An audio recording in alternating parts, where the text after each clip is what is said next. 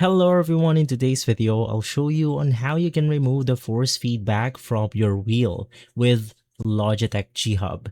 So the first thing that you want to do is to make sure that your wheel is connected to your computer. And from there, you then want to make sure that you have yourself the latest version of Logitech G Hub to make sure that we have the force feedback option on our wheel. So from there, we could just open up the application, which will then look something like this. Now, in my case, I have multiple Logitech devices, so it will actually show up right here. So you just want to click on the wheel that you want to disable the force feedback off.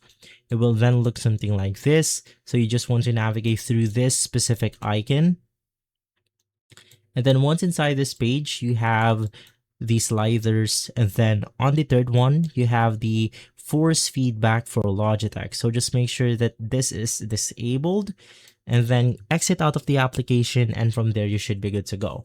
If this video has been helpful, leave a like, subscribe, and follow us for more videos like this. Thanks for watching.